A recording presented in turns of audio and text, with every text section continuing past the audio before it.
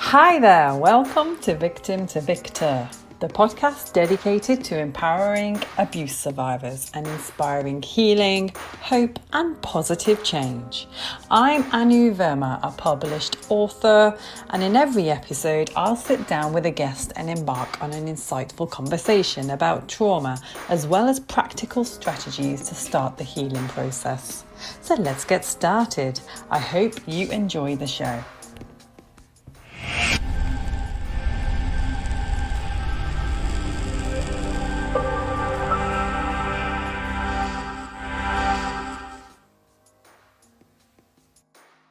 And here is our lovely Helene Weiss, all the way from Long Island. How are you doing? Hi, Anu. Thank you so much for having me. Oh, it's an absolute honor. Thank you so much. And I know we've been trying to arrange this talk for quite some time now, and I'm so honored to have you on because of your area of expertise, which is all to do with the legal side of, survivors and victims. And so I just thought it'd be great to get your perspective on this. Right. Yeah. I think it's great for survivors to, hear different sort of perspectives. I know there's a lot of survivors out there who wonder to themselves, what kind of options do I have? What would have happened if I brought this, criminally, civilly, and a lot of regret or maybe a lot of turmoil over a case that went wrong. So I'm really happy to be here and provide sort of a legal side of the way things work in these abuse cases, from a humanitarian perspective. So I'm really grateful to be here. Oh, that's fantastic. Thank you so much. And yeah, as I mentioned in my intro, you've got a wealth of experience already. I mean, the amount of certificates that you have, the awards and honors. Well done. You've come a long way in such a short period of time as well. It's been a great career. I knew what I wanted to do when I was heading out of law school in a broad sense. I knew I wanted to help people.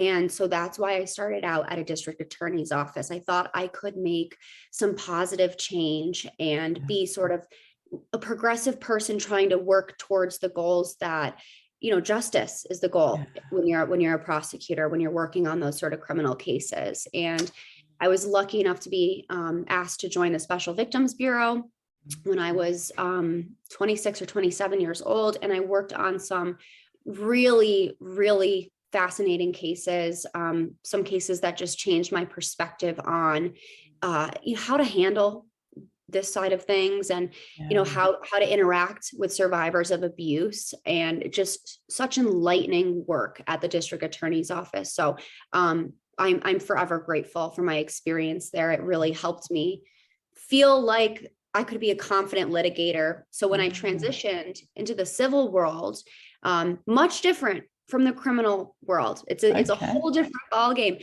But you're still taking those skills over, those people skills, the ability to talk to someone and have them discuss one of the most traumatizing days or nights or instances of their entire life. So it's been a great career so far, and I'm looking forward what the future has to hold. So that's amazing. Yeah. And I know that, every success story always has a history, and it'll be great to understand what motivated you to go into this line of work. Yeah, sure. So I have a lot of I've always had a strong sense of justice. So, from a young age, if someone was like getting bullied on the playground, or if I didn't think something was right, I was always speaking up. I was always the one who, on behalf of our friends group or on behalf of a classroom, if a teacher was treating us wrong, I think it's from my parents a little bit, and my father's a philosophy professor. So he always taught me to question authority and to, if you think something's wrong, speak up. And that sort of inner drive really, really made some headway for me at the district attorney's office when I was working on some animal abuse cases. It all started out in an animal abuse and neglect division at the DA's office, because when you're dealing with those sort of cases, you're working with, animals that can't speak for themselves at all. And they're very tough to prove. And it was working on those meaningful cases and feeling like I was getting a rewarding, sense out of them. Like the outcome of these cases matter, right? Okay. You've got people really invested in the severe neglect and torture of their animals. And when that happens, it shakes up a family. And so that sort of involvement in those cases, it led me to work on the Special Victims Bureau cases, which I was then invited to work on, because very similar type of work. And, when I had the opportunity and I was presented with the opportunity, hey, we've noticed that you really enjoy this type of, survivor work, victim work, abuse work. So the minute that was offered to me as a possibility, I was like, let's do it, because I want to be able to help people. Everyone's got their own personal story. I've got, there's a lot of things that have happened in my life that motivate me to want to help women, men, boys, girls, all survivors. And I have friends who've had some pretty traumatic things happen in their lives too, that have just further helped fuel my own personal motivation for knowing that this is such a worthwhile cause. And it really is meaningful. It's not like I'm sitting at a desk filing paperwork all day. Like I get off the phone with a client and I'm like, man, I remember why I'm doing this stuff. So that's touching. Yeah. And I just think it's amazing that you've got this passion to help people and to serve the greater good. And I just think that you've got such a bright future ahead of you. Thank you. No, don't get me wrong. There are tough days, and there are days when I am not as positive as I am right now. And I have to remind myself that, there's good to come. But I will say it really does help to keep a positive mindset on this thing. If you're going to do this type of work, you do have to be the type of person that's just naturally a little more upbeat, I think. Yeah, absolutely. It helps. It does. Yeah, absolutely. Yeah. And you must do some self-care work to keep you in a positive mindset. Yeah. I have a great partner. I live with my husband, and he lets me vent. He really lets me vent. That is self-care in itself, just being able to have people close to you to talk to. And, self-care is so important, even if it just means shutting off your computer for an hour, taking a step away from the desk, getting a little bit of exercise, making sure you're eating lunch if you're too busy, or if it's like binging a Netflix show, sometimes that's self-care too. Oh God, we love a bit of Netflix, especially now in the winter months. I know it's upon us. Yeah, it gets dark at 4 p.m. here. Oh my God, it's nuts to me. I'm like, well, time to shut the computer down. Let's go. Wow. So let's go look more into the kind of work that you've been doing. I mean, what interests me is when you were a Special Victims Bureau Prosecutor at Nassau County District Attorney's Office. And God, you had a range of different criminal matters, including child abuse, sexual abuse, attempted murder, elder abuse, and domestic violence cases. Pretty horrific cases they are. Right, So, right. Yeah, those, it was doing civil work and criminal work is such a different world. I'll tell you, my time in Special Victims was so meaningful, because when you're dealing with those sort of survivors, right? Children who are coming into the office for forensic interviews, elderly people who are being abused by their own children, or by people in a nursing home, or a young woman who was kidnapped and abused by someone she thought she could trust. These are all people that are coming to you 9 times out of 10 when that trauma is so fresh for them. It's such a raw moment of being able to, meet with a victim, with a survivor, and sit down with them and talk to them about what happened when that trauma is so fresh. It is so, like I said, it is raw. It is, it's still an open wound for them, really. And you are, besides those responding detectives that come, or, the social workers that help out in those sort of cases, we really are the first, the first line of contact, the first people, the prosecutors that do these cases. We're the first contact for them in the criminal justice system most of the time. And so to be able to provide those very vulnerable groups of people with hope, with promise that, we don't know what the outcome of this case will be, but the goal is to seek justice. And justice comes in all different forms, right? Sometimes justice in a case, sadly, is dismissing the case in some instances. And sometimes it's a 20-year prison sentence, right? It's a whole spectrum of possibilities. So that was delicate work. Some of the important cases I worked on, one case that really affected me involved a kidnapping of a young woman. She was 19 or 20 years old, and she had decided to take a bus up to New York and stay with someone who she thought was a friend when she was in between like a tough time in her life. And that situation turned very violent very quickly. And it turned into a very vicious assault, sexual assault lasting for hours.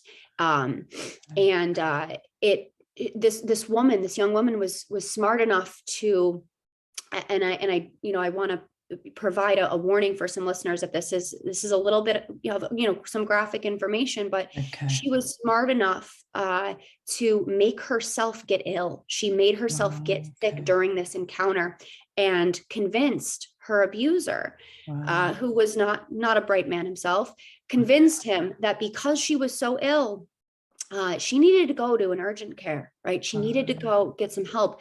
And he had been holding her hostage in this house. At that point, it was now a situation she could not get out of. It turned from a friendly situation where you're staying with a friend to, I am being held hostage in a house and being abused by this strange man. So her quick thinking of making herself get sick, which is horrendous to have to go through. She ended up at an urgent care facility with this person. And the minute she got in the room with the nurses, she told them what was going on. The police response was fast. And before you know it, the detectives were in the room. He was, running across the street. They apprehended him. And the type of evidence that we discovered in that case, not to get into, too much detail, but it was enough evidence to, secure a conviction on her behalf and to get her some justice. But I'll never forget meeting with her for the first time. I'll never forget the interactions that we had as we were prosecuting those cases, and the reaction from the public, when that case was out there. And it was just one of those experiences that really, you try not to cry or get emotional, because you want to be that solid, steadfast, you can lean on me, I'm your rock, you want to do that. At the same time, we're human too, lawyers are human too. Exactly. Emotions. So there were definitely moments handling that case, along with a wonderful, extremely experienced assistant district attorney who is still at that office and is excellent at her job. Handling it alongside her, it was brilliant. It was a very formative experience for me. It was very special, and I always think about that young girl, and I hope she is doing well, because it was one of those cases that really touches you and really changes you and motivates you to continue doing. Yeah, I was like, I can't sleep at night.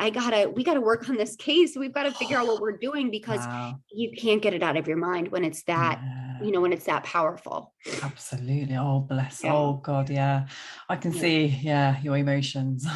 Yeah. It was certainly an emotional case. It was hard for me. There was a point at which we were prosecuting it, and testimony was, being laid, and it's very difficult for me to keep my composure. I think a tear shed when the witness was testifying, and I was like, oh, hold it together. But you remember that your first tear in a courtroom type of situation. You do. Oh, bless. Absolutely. And it just shows your compassion, your empathy, and that you're in the right job, and that you need to continue doing this, continue saving these victims and survivors and empowering them. Yeah.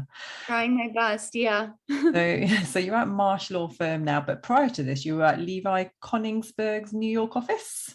Yeah. So I started out my civil career at a firm in Manhattan that was working solely on Child Victims Act cases, prosecuting cases against the Catholic Church, against all of these agencies that have gone unchecked for so long, abusing children. And I'm now, I had a great opportunity and I took it. And I'm now at the Marsh Law Firm, and Marsh specializes only in abuse work. Which was why it was so important for me to, become a part of this firm. And they also work on cases against the Catholic Church, cases against agencies for their abuse of children, stemming back from, the 60s, 70s, 80s, up until now. Wow. And I can tell you a little bit about the Child Victims Act too, that made this possible for survivors in New York State. But in addition to that, Marsh Law also focuses on child pornography laws and those sort of very important cases. Title IX discrimination, which in the United States is, when any sort of something happens on a school campus, right? Whether it's a high school or, any campus that is getting federal funding, they have an obligation to protect and provide services for survivors. So we assist clients during those sort of, procedures. We've done pregnancy discrimination cases, revenge porn type of cases, some school bullying cases, I believe, that happened before my time here. Some of the cases I really enjoy working on are the foster care cases, and those are tough. Those are tough cases. Yeah. So I suppose what you mean by that is abuse within the foster home. Right. Foster care abuse. So, and the reason foster care abuse is so pervasive is, similar to the abuse in the Catholic Church, these families went unchecked for so long.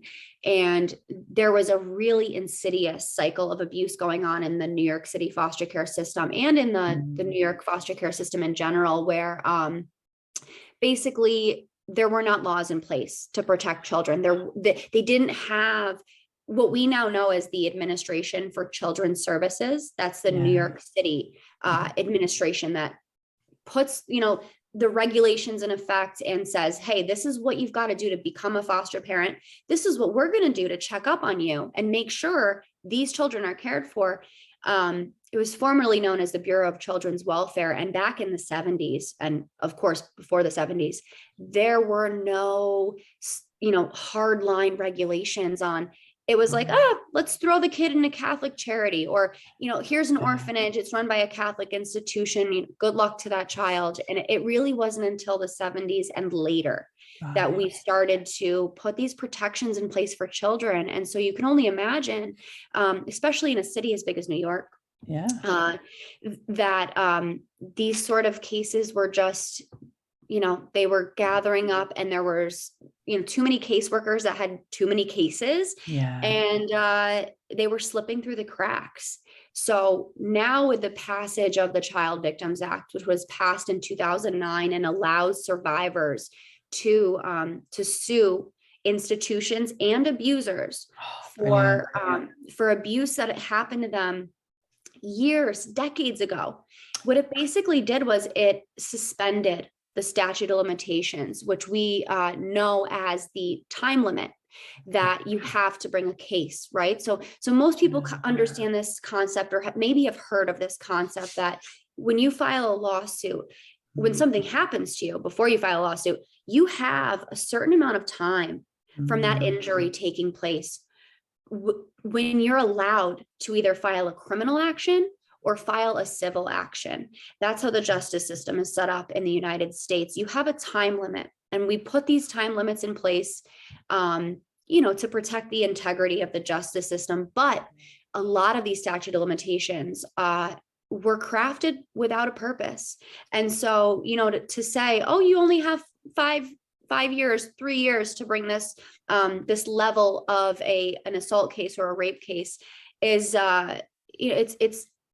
it's damaging to the victim. And statistics show that most survivors don't even come forward until they're in their 50s with abuse that happened to them as a child. So this act really focused on the data that was gathered, and New York kind of came together and said, look, if the statistics are showing that people aren't coming forward with their abuse until decades after their abuse, then why doesn't the statute of limitations match what we know the data is showing? And so they passed this momentous law that for a 2-year period opened up that window. So that timeline that was ticking, you have to file your case, it was expanded. And it was sort of like this 2-year opportunity to file. If you had a case, bring a case. And I think we thought in New York State, there would be a couple hundred cases, and, it was going to be really, a lot for the judges to keep up with. We're seeing now thousands of cases that have been filed and that's just in New York State over the past 2 years. And we hope I know all the attorneys, the plaintiff attorneys that do this sort of work, we are hopeful that New York State and other states will consider opening this deadline, because it closed this past August. It's now officially closed again. We are hopeful that the legislature will really take a good hard look again at the data and consider passing what they call an Adult Survivors Act. And kind of keep that window open a little bit longer, because as we know, it's just the statistics of when people typically are strong enough or feeling strong enough to report this just don't match up with what the statute of limitations is right now in New York State. So, we're really hopeful that can be some more progress that happens here in the United States, because these cases are not always handled the right way. No, not at all. Exactly. And that was going to be my next question, actually, just looking into prosecution and suing for child abuse. I mean, it sounds quite complex, right? Because a child, a lot of the time, they won't even know what's happened to them. So easily they could be accused of, fibbing, or, the parents might have told them something to tell, Exactly. You get a lot of those type of issues brought up by a defense counsel when you're prosecuting those sort of cases, both criminally and both civilly, especially with victims that are younger than, 7 years old or younger, very, tender age. In New York State, we encourage people who are interviewing children survivors to have a certification for a certified forensic interviewer. Because when you have this sort of certification, you understand how to be trauma informed when you're speaking to a child, how to not put words in their mouth, right? To let them tell the story in a way that you can really gather what happened without using our adult vocabulary and our adult way of thinking about things, because we know children's minds, they work so differently. So taking an adult approach to interviewing a child is just not going to work. Right? It's only going to work when you have informed people with the right training, with the right expertise, talking to these children. And, that starts at the beginning of the investigation. When you don't have those sort of resources available, you can see cases crumble very quickly, and, evidence getting, muddied up, and, eventually survivors that become kind of frozen in fear, because once the case is handled improperly and you've already got a vulnerable client, it's very difficult to regain that sort of trust. So, it's so essential that, our advocates, our social workers, and, our people that are providing services to survivors have had that sort of training. It's really important. Yeah, absolutely. Yeah. And also you've been dealing a lot with human trafficking victims as well. I did, I worked on some human trafficking cases at the district attorney's office, and I I was so fascinated by human trafficking in law school. I wrote a thesis paper on it because it really is, it is such an underground, like black market. Yeah, And it is. it's insidious, it spreads across state lines, it spreads across country lines. And, we're seeing this now with some states that, and even, other countries that want to legalize or decriminalize, sex work.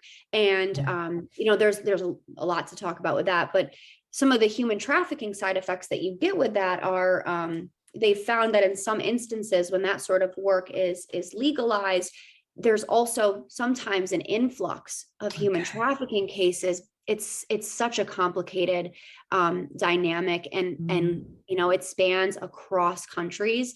And the saddest thing with human trafficking is that people just don't want to talk about it. Really? People don't want to discuss that this is like this big issue that's going on country to country. And the biggest hurdle we have, Anu, is the fact that different countries have different laws, right? Yeah. And then you go into a country itself and it's got different areas, different, like in the United States, we've got states. So we've got federal laws, and then we've got laws that apply to each state. And then you go to another country and they've got their own, country's laws. So these traffickers that are so savvy, they fly completely under the radar, and it ends up being, what we as lawyers understand as like a jurisdictional battle. Like, who's going to prosecute this case? Because it started out in Sweden, and then, the victim was taken to Italy, and now they're trafficked up to Ohio, and it becomes unmanageable. So we really have to get on the same page as as a world, as a planet. It would be great to be able to have a commission. There is a human trafficking commission that does have a summit, and they meet on this quite regularly. But we have a lot of work to do as a global community to make this a little bit more of a priority. Because it's not going to change until the laws change. It's not going to change until our outlook and our research is more developed. And that takes a lot of people caring about it. It takes a lot of important people at the top saying, this is an issue I care about. So let's do something about it. Right. Exactly. And oftentimes it's, we're not really, we don't want to deal with that. It's a little too much, so. And so which country did you see a lot of the victims coming from? I mean, every country has human trafficking problems. I'll say right now. I mean, the studies that have been done on, different types of human trafficking, it spans. It's like it's a perverse issue that spans across countries. Sweden has an exceptionally interesting model because they decriminalized a lot of the sex work, back in the early 2000s. And with that, at first, they were seeing some very good results with victims cooperating with them, and, having like these outside resources that they were able to provide to survivors. But now they're seeing a real uptick in the influx of human trafficking, because when you make the sex work legal, which there are benefits to that, there's also downsides, right? It also opens up an opportunity for children who are victims of this sort of thing to get involved in something that they're, more often than not coerced, manipulated, or absolutely just forced into doing that. In the United States, we see this, the big stops, the big traffic stops in the United States. Ohio has a hub.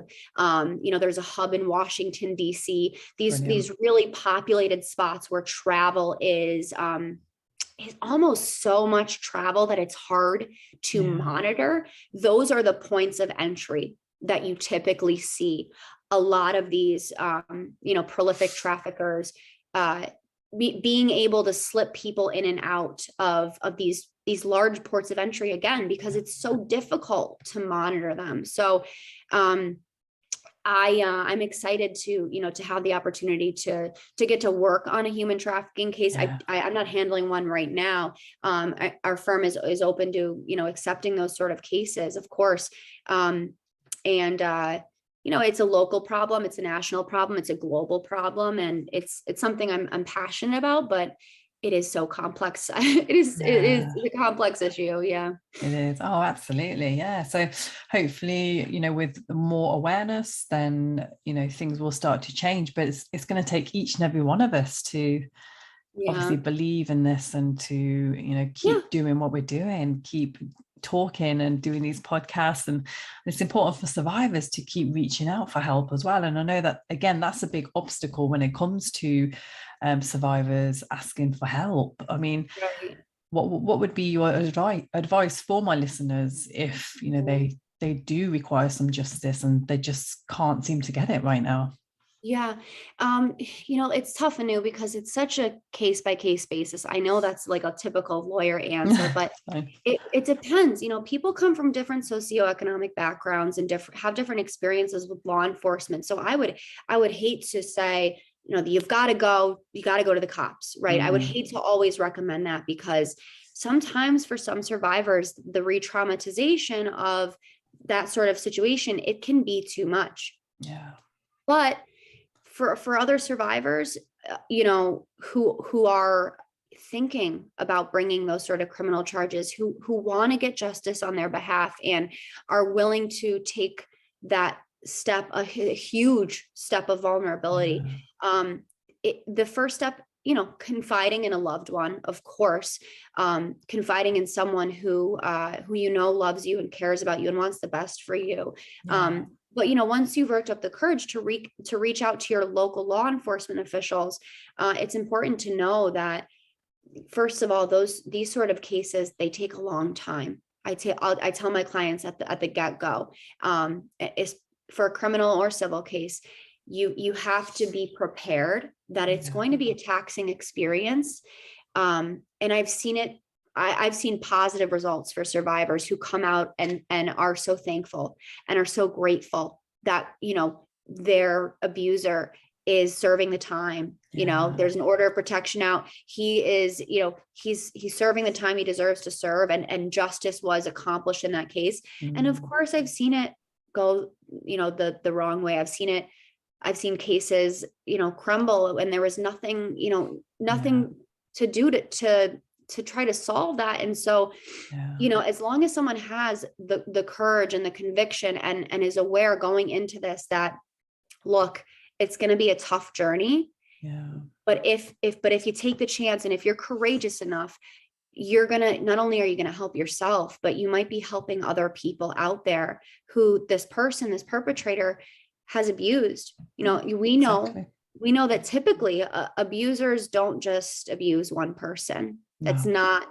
Statistics show that it's usually not how these sort of sexual abusers work. Listen, if you want the step by step, right? Let's say you're going to report it criminally. You go to your local precinct, and I know this is different state to state, country to country, but you contact that local police department, right?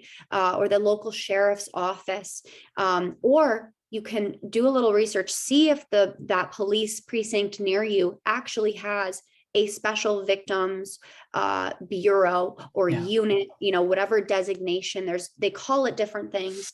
A human trafficking unit, abuse unit, special victim unit. Doing a little bit of research and seeing if you can actually get in touch with those detectives first, who typically do have a little bit more training and in my experience are really upstanding professionals that want to seek justice. And more often than not, they request to be in those sort of bureaus because they really do care about this work. The first step is reporting. And then in a criminal case, you go through a process where you do have to make a statement. Your identity is sometimes kept private and sometimes not kept private, depending on the nature of what happened to you and how old you are when it happened to you. And so you have to be, prepared for that. But that is really the first step. And there's a lot of resources that I recommend. I always recommend therapy, meditation, of course, self-care, but, really talking to a professional about what happened to you. It's so important. And I know we've got people from a lot of different backgrounds, people who might not have those sort of resources. There's a great website that just launched. It's called survivors.org. And what survivors.org has is it's got a whole plethora of different resources for survivors, counselors, meditation even. And we found that it's a great place for survivors to go when they're initially just looking for answers and looking for support and looking for a community where they can feel like they connect with someone. So, on the criminal side, police are your first contact. And at that point, then it gets transferred to the local prosecutor, to the district attorney. And they're the ones who are going to make the choice whether or not this person gets charged with a crime. And if they're going to get charged with a crime, what sort of level of a crime is it? So that's another phase that, survivors should be prepared for. Now, on the civil side of things, this is tough, but sadly, the first step is usually you got to get in touch with a lawyer, right? So you've got to kind of do your research. And I always recommend the local bar organization. So where an attorney or a barrister has passed the bar in their state or their country, whatever jurisdiction they may be in. Most jurisdictions have a resource available. If you Google, New York State Bar Association attorneys, and they typically do have a list, of people in different divisions, in different departments that specialize in different areas of the law. And that can get you started. That can get you connected with the right people. And survivors should be aware that, the outcome in a criminal case, when we're seeking justice, it's in the form of some type of punishment, right? It's either jail time, prison time, probation, if there is a punishment, if there is a sentence. In the civil side, however, that's where we talk about monetary justice. So, criminally, you've got this punishment of, pay for what you did. On the civil side, it's actually pay money for what you did. So totally different, results, right? The results on both sides are different. You've got one sector that's looking to, protect the public, protect the greater good, protect society from what this person is doing. And then the other side, the civil side that's looking, to make someone whole again in the sense of money, for what they deserve happen to them, And so our justice system works in that way. I don't know how it works in other countries, but in the United States, we have those two sort of separate systems set up. And, I know it's similar in the UK. I can't speak on any jurisdiction I'm not admitted on, but I understand that there's a very similar, type of criminal and civil sectors.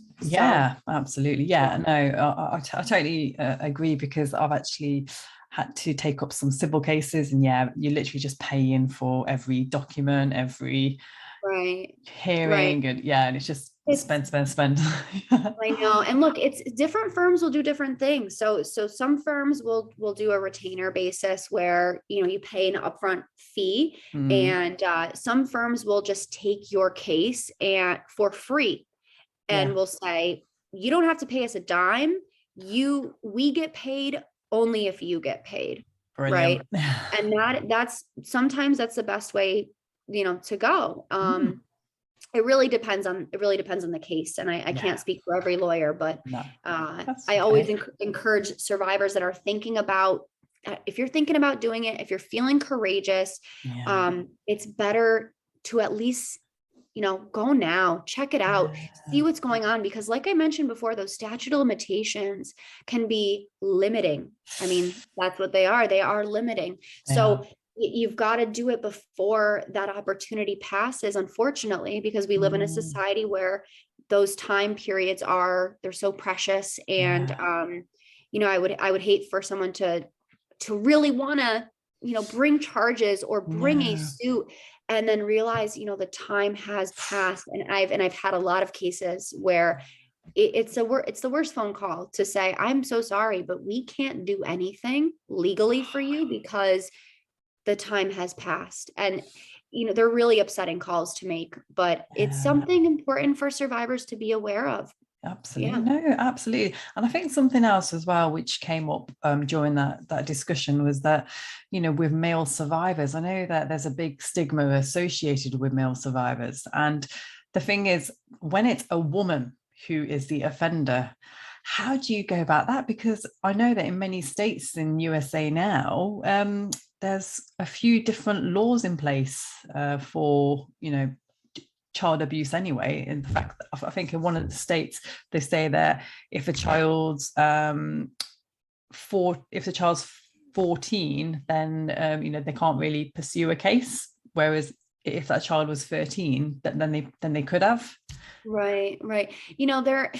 There are different limitations on, I know what you're speaking about. So we have, and I'm speaking in the sense of New York, I don't want to misinform anyone, but generally in the United States in general, and specifically in New York, we have levels. So class A, class B, class C felonies, there's a range of different types of crimes, and they're usually based on age. That's a factor it's based on, and it's also based on the severity of the crime. So the younger the victim and the more severe the offense is, the harsher the possible punishment is.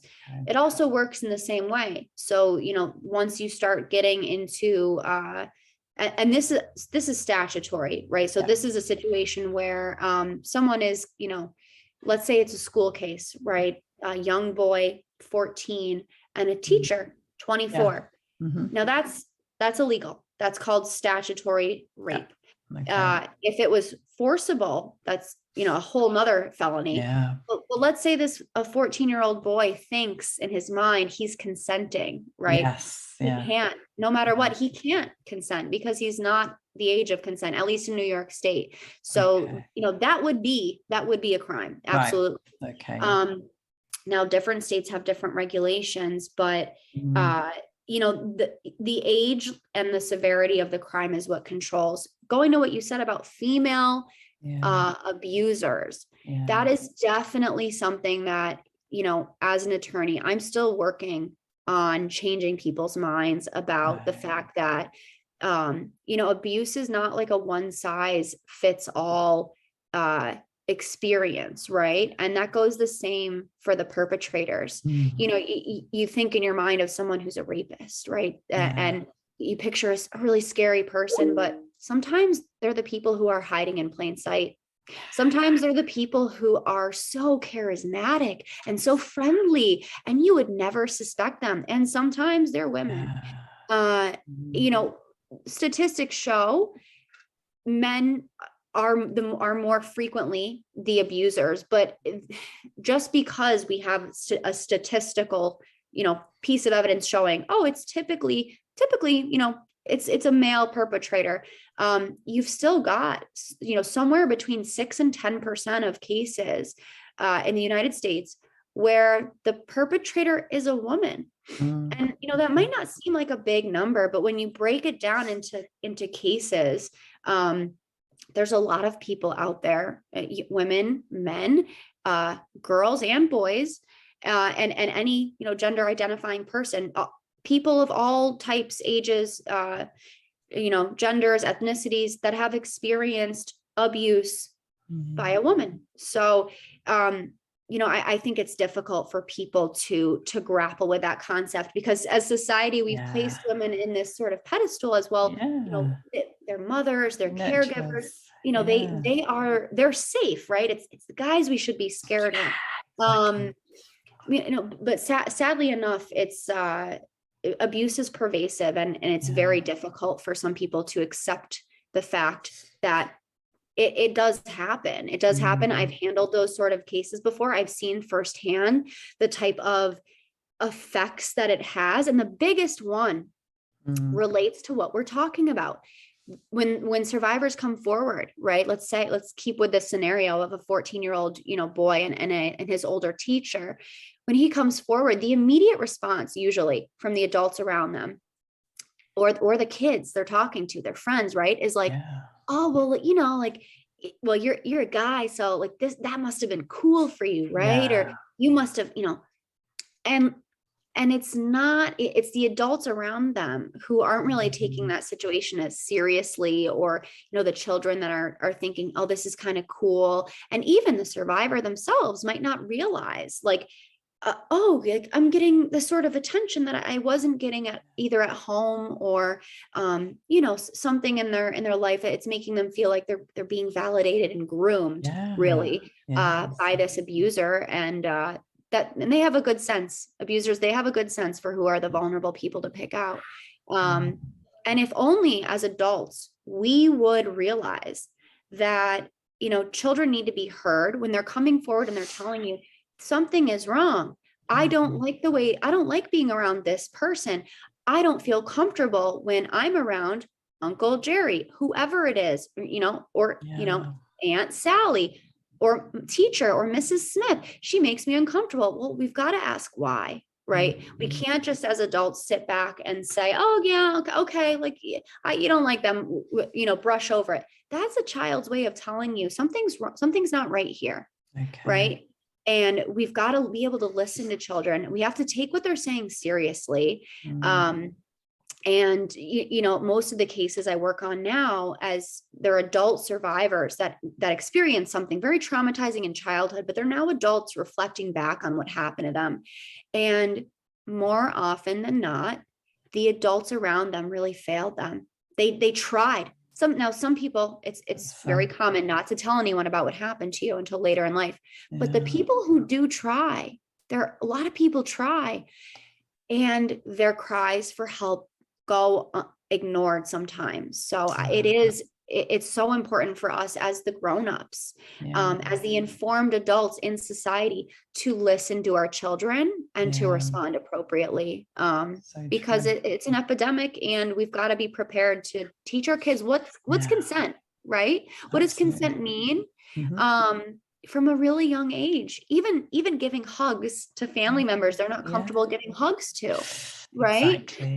Exactly. Yeah. So let's not force them. Absolutely. Yeah, of course. Right. You don't want to foster that sort of thing where, yes, you have to hug Uncle Jerry, even if you don't want to, because then it tells that child, well, what you want to do with your body is not important. You have to let the adults do what they want to do, and so it is really important for everyone with children, raising children, around children, to understand that we're growing and evolving as a society. So maybe the things that our parents or our grandparents were okay with, we don't have to be okay with that, right? We can raise a new generation that is more aware of their own bodily autonomy, and their right to do what they want to do to their body and protect themselves. Yeah, absolutely. And talking about childhood abuse, what happened with the Catholic Church then? Why has the abuse become so abhorrent recently? So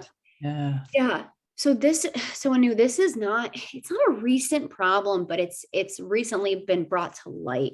There's been a lot of movies and documentaries made that have recently shed light. And by recently, I mean in the past 5, 10, 15 years, it's really become more common knowledge that when you talk about, priesthood, or you talk about the Catholic Church, people understand, oh yeah, there's a big problem with the priests, right? But this has been a problem for hundreds of years.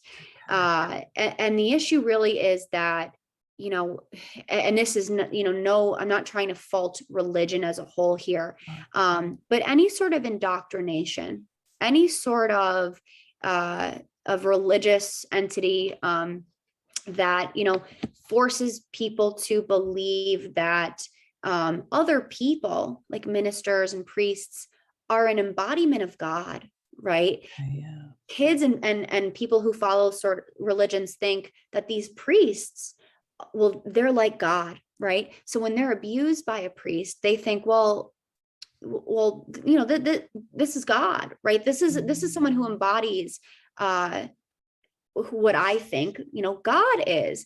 And so there's denial around that. There's a lot of denial around that community, especially back in, the early 1900s, even the 50s, the 60s, 70s, 80s, 90s. I find that a lot of those cases, the parents wanted to brush under the rug. Of course, we trust Father John. Father John's a great guy. He would never do that. And so you have this insidious culture where a priest is accused of something, right? It's brought out in the public, and then he's shuttled. He is shuttled right along to a new diocese. And it's like, oh, the Catholic Church finds out something's going on with this priest. Well, instead of just removing him from the priesthood and saying, we know that we've got an offender on our hands, what they did for a long time is they shuffled these abusers from diocese to diocese, from state to state, and they just shuffled them around. And so that created a world where these abusers would get caught and then go to a whole nother state and abuse kids there. And, there wasn't a lot of accountability. There wasn't any accountability until people began to bring this issue to light. And there was, a lot of reports conducted on how prolific the abuse was in the Catholic Church, and the lengths that the people at the very top went to cover this up. And they even had lists. They had lists and lists. They had names. They had a lot of information, and this is going back to the 50s and 60s. They knew what was going on, and they covered it up and they concealed it. And they wanted to protect the sanctity of their, of their religion. And this doesn't just go for the Catholic Church, right? It's present in a lot of different religious entities here. I don't mean to, offend anyone that, is religious. And this is not a commentary on religion in general. This is certain, just like you have good cops and bad cops and good doctors and bad doctors, you have good priests and bad priests, but there were a lot of bad ones that just went unchecked for decades, and decades turned into centuries. And then it turned into an epidemic where we had, like I said, hundreds and thousands of lawsuits have been filed, not only in New York, but across the United States in general, other states that are participating in this Child Victims Act proceeding. There are thousands now of credibly accused priests, ministers, monsignors, people in the churchhood. There's even a website called bishopaccountability.org that has gathered all the names of these different priests and where they were staying, the different places they were passed around to. So yeah, there's a database now. So bishopaccountability.org is one of the resources that we use to see, has this priest been accused in other places? And if so, well, when was he at the parish? When was he at this church? Where did he, it helps attorneys that are working on these cases solidify timelines when they're working on these very complex cases. And, it's just another sector of child abuse, right? We were talking about foster care earlier, about, schools, now the Catholic Church. There are these little pockets of where abuse occurs. And when we think as a society that it's so safe and we just place our trust in it without second guessing, that's when things can go wrong, right? We've got to have those buffers in place, even if it's something that we trust with our whole heart. And I don't want to tell everyone, you can't trust anybody. Not like that, but we need to have the right systems in place so that victims, are protected and are not ignored and certainly are not having their abusers be shuffled around to different organizations when they come forward. Just terrible. Exactly. I just feel for the poor children, because you're talking thousands of children that would have been affected. And oh yeah, it's horrible, you know, and it really does. The impact is so different. It's, you know, person to person. I find that a lot of my, you know, the clients, the people I've worked with, it impacts everyone in a different way, right? But for some people, when that abuse is so pervasive, it to a certain effect, it shatters their whole life. It shatters their outlook on the world. It disables them. You know, they can't trust anyone in their life. They certainly can't trust authority figures. They have issues connecting emotionally, connecting physically to people they love. You know, they might be overprotective of their children. They might be completely emotionally disconnected from their children. They might have aversion to physical touch, or they might crave intimacy so bad because they're looking for you know, that sort of, again, that trauma reworking itself. So there's so many different types of impact that someone can come out of this situation and experience in their life, and it can affect so many different parts of their life. And that's why I really, you know, I recommend to anyone who has that resource, therapy, counseling, talking to a professional about what happened to you, and getting that help. Really, it can be life-changing for some people to, you know, sit down and have their experience be validated by someone who understands that, you know, it's life-shattering. It really is. It is. Oh, thank you. No. Wow. So we are approaching the end, but I think it'll be great to hear about an interesting case that you're currently working on, or that you've worked on, like a public case, obviously. Yeah, of course. So there's a doctor. His name is Dr. Reginald Archibald, and he was a prolific abuser. He worked for one of the a very prestigious hospital in New York City, in Manhattan. He was well respected and well regarded by all of the local doctors. And sometime in the 50s and 60s, a lot of people that were living in New York were getting referred to Dr. Archibald. Children were getting referred by their pediatricians to Dr. Archibald for growth, for not being big enough for their size, right? Children who are a little smaller in stature.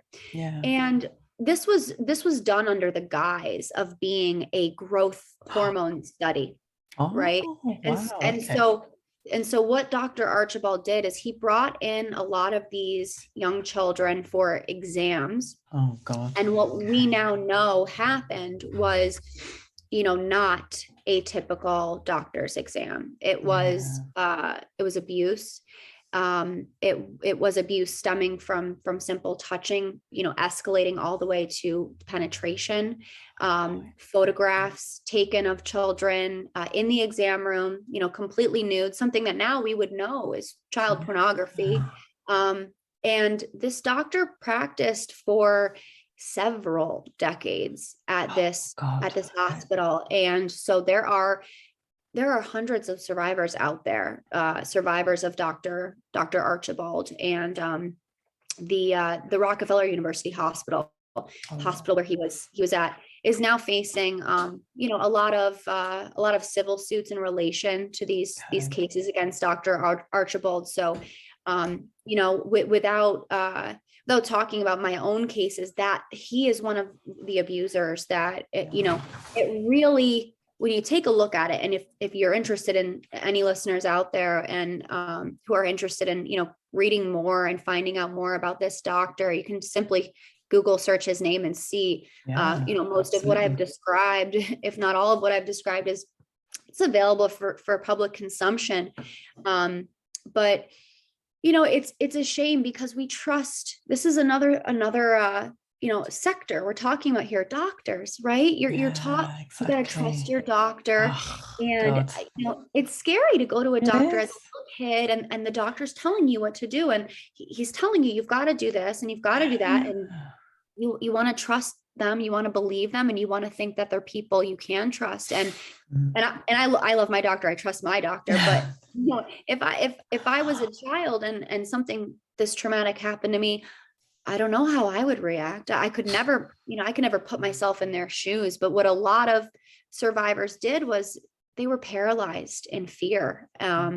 Some of them told their parents, and some of them lived their whole lives without telling a single person until it was brought to the public's knowledge. And the way it was brought into the public eye, Rockefeller University itself, the hospital, found out that this was occurring behind closed doors, and they started sending letters. They sent letters to their former patients that were patients during these years of abuse that they identified. And the letter said something to the effect of, you may be a victim of Dr. Reginald Archibald. We are letting you know that we know. Right. And so because these letters were sent out, it resulted in lawsuits eventually, being filed. And that was, again, under the Child Victims Act window, that opportunity in New York that I spoke about earlier. So, it's just one more example, of someone that you would really hope, we can trust, that just really failed, completely and utterly failed. And the institutional failure that happened there too is, it's heartbreaking for these victims to have to, relive that trauma. But we are hopeful. I know my firm is hopeful. All the plaintiff firms that have cases filed are hopeful that this is resolved in a just way. And that other victims of other crimes are, feel supported when they come forward and have that sort of support, because when you're coming forward in this sort of capacity, that's what you really need. You need support.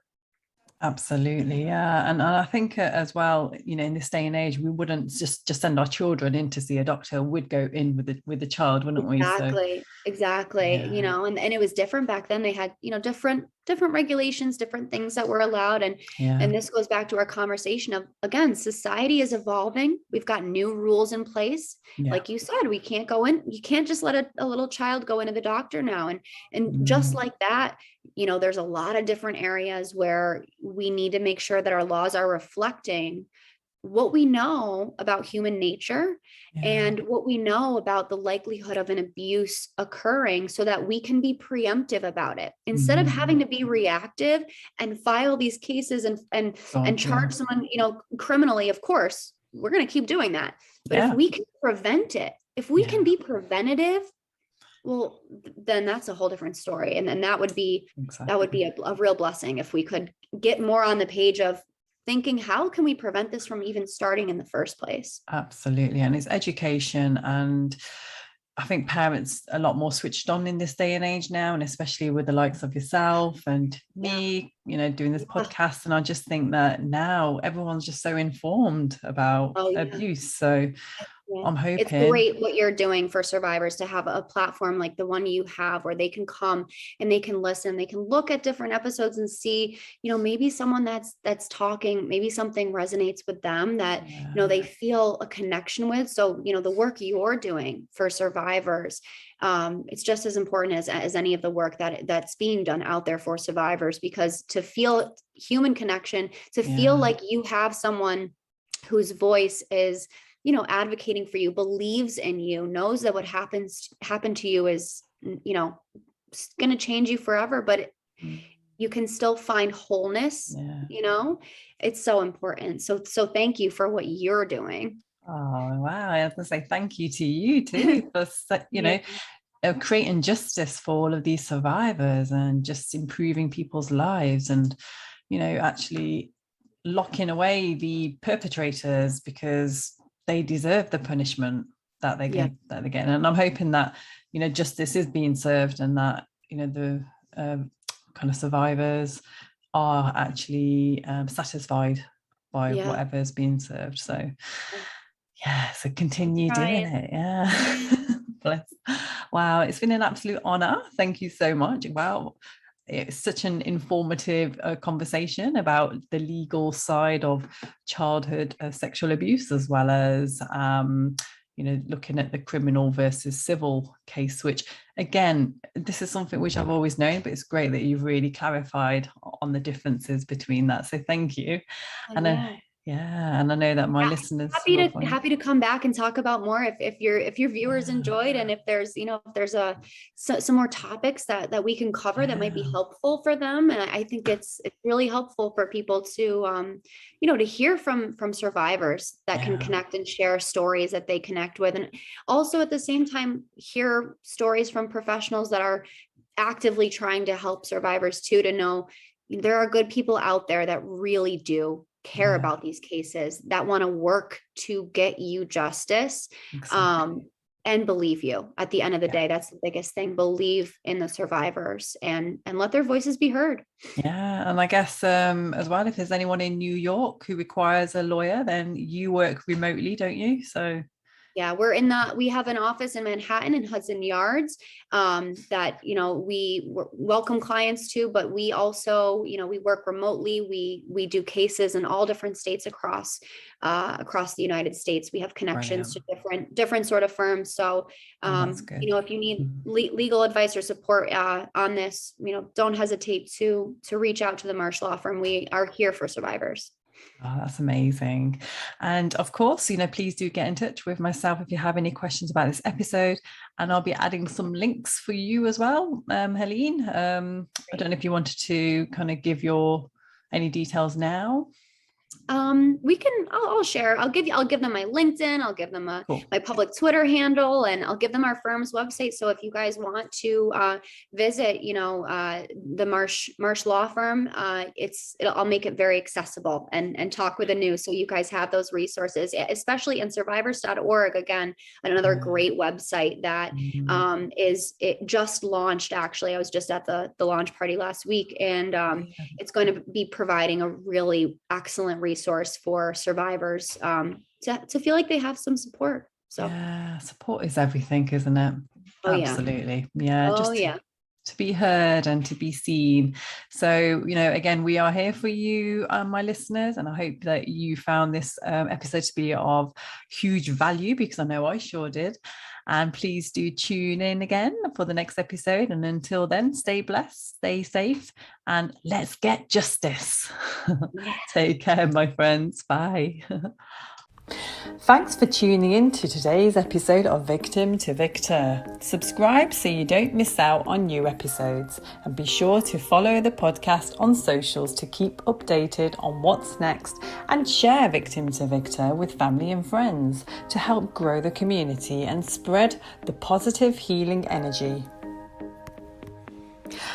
You may also wish to join me on the path to self-discovery and sign up to my 12-week self-empowerment plan, which will be linked below.